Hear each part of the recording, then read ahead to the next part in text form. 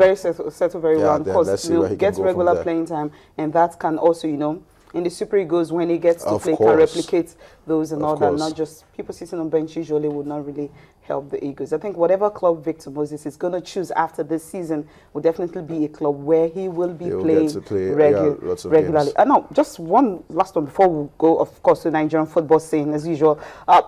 For Alan Pardew, what do you think Mike Ashley will do today? Mike Ashley has always showed him unwavering support. I remember a couple of seasons ago when Alan Pardew did very well with Newcastle. I think, if my memory serves me correctly, they finished 5th, 6th, thereabouts.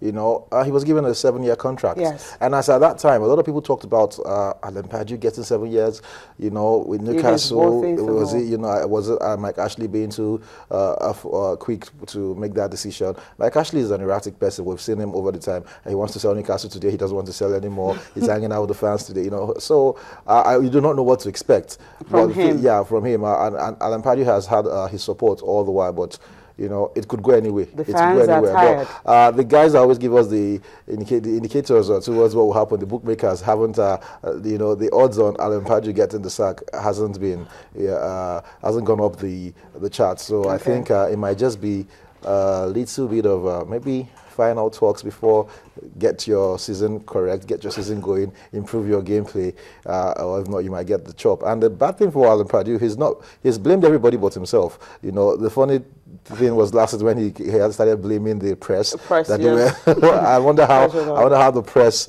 contributed to Newcastle's dismal performance. I think in 25 games they've won how many? The press is actually it's been really bad. To play anyway. Okay, enough of Newcastle right now. What Nigerian Football Federation election is today in Warri, and of course later at Sport Tonight, Toyin will definitely be bringing us updates on that. He is in Warri right now. But of course, we'll still talk about what is happening in Nigerian football. The NFF delegations, all of them are already in Warri, and the CAF and FIFA delegations, the delegates, all of them, they are all in Warri. And of course, there's this court injunction thing that actually came on where they said, well, the Congress is saying the Nigerian Football Federation is saying the Congress will definitely go on, of course, despite being served a court order to quit the process. And that's the court injunction that we received yesterday from the Federal High Court in Jos, who filed a notice of disobedience to order of court. And of course, that was after the August 26th January election, where they said they ignored it. And of course, they feel that the 37 FA chairman that have also been served with the latest court process. But at the very moment, all of them are worried, and of course, the election will be taking place. Now, among the candidates that are actually vying for positions, you have the outgoing president, Aminu Megeri. You have people that will replace, of course, the outgoing president, Aminu Megeri. You have Amaju Pinnick from Delta State. You have Amanze Chegbulen, of course. You have Taiwo Ogunjobi, you have Shehu Diko, you have Dominic Ayofa of Benue State, and you have others for the vice president. You have Mike Ume, and you have Abba Yola, you have Emeka Inyama, Sheyi Akinwumi of Lagos State, Lagos State FA chairman, vying for vice president, Adamu Shehu of Kaduna, and Suleiman Mwazu from Sokoto. These delegates will also elect zonal representatives on the board, and also, well, that is expected to take place, but with this court injunction, well, definitely, we don't know what's going to happen later tonight. But Toyin will definitely bring you updates on that. But just a quick one from you. What do you think about this process? I think, of course, the elections will go on because apparently this is what FIFA supports, this is what CAF supports, yes. This is the right thing to be done, with our football. But the thing is, I saw that court injunction, of course. I was expecting to see a name, that man, Giwa. Well, he's not. He wasn't the person. He was apparently his vice president in that. I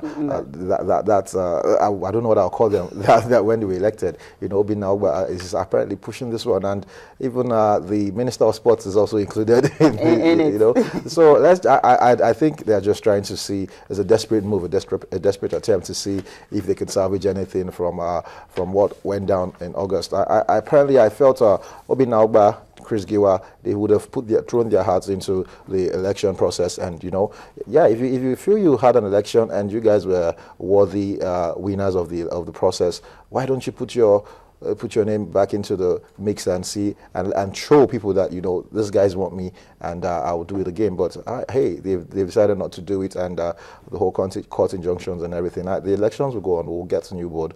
We'll get a new NFF president, and then after that, we'll keep seeing what these guys will plan, will come up with next. Okay, we have so many of them. Of course, talked about Manjupini, we talked about Shehu Diko, and all of them. Now, what are the things you feel these people can actually do to ensure that, of course, Nigerian football move forward? Well, I think we've talked about, we've been talking about it for a long while. The strengths. I mean, just one particular thing they can do, just one particular thing, because I think there's really something going on that most of us do not understand. Because if you feel you want to be part of a football house, court is definitely not the best way to go about it. You can join hands with those that are already running the football and see what can be done. So what's that particular one thing that maybe anyone that will merge, the president, of course, all other members, vice presidents, and other representatives from the zonal level can do to ensure that this, what's it called, this rancor? Of course, you just talked about it. One thing, the most basic thing, was obvious thing they should do, or whoever comes in, you know, is to reach out to these guys. Okay. You know, the guys that feel they feel aggrieved. I'm talking about Obi Naugba, Chris Giwa. Reach out to them. That is, if they are willing to, you know, put hands together and see the way. Because in the end, if you want to be president, you want to do this, you want to do that, you go into court. In the end, the bottom line is growth of our football, development of our football. So that should be the ultimate aim. That should be the uniting factor. So whatever it is, if another person comes in and says, you know what, guys, okay, I agreed. You guys are not happy. This thing went like this. How come together? Let's see how we can, in the end, you know, help move Nigerian football forward. So I think an olive branch should be extended. You know, that is. But I don't know. I have a feeling that these guys might just. They might they might not want it, but let's just see how it goes. Let the elections be done with today, then we'll find out what next with Nigerian football. Okay, what next with it? Well, on the Super Falcons, of course, they're preparing for the African Women's Championship starting October 11th. That's just next month. Of course, you have 11 days from now. Some countries are already in Namibia, of course. For Algeria, they will be playing back-to-back friendlies with the host nation, talking about Namibia. But for the Super Falcons, well, we see kind of awaiting the final list, because from reports we're hearing from camp is that most of the foreign players that were supposed to be part of the list are not there. So we are expecting a call, from Edwin Okon. He's supposed to talk to us on the program, but we'll go on whenever he's live on the show. We'll get to talk to him.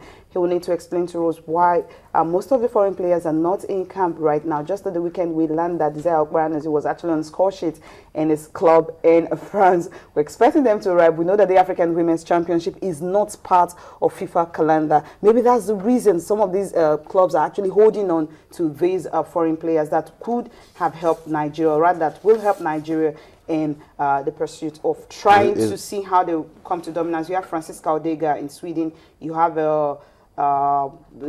Esther Sunday from Belarus, Minsk, and they have a perpetual coach, of course, Sweden, and you have Zach Bananze playing in France. And also, we have Osinachi Ogale from USA, who just signed with Houston Dash.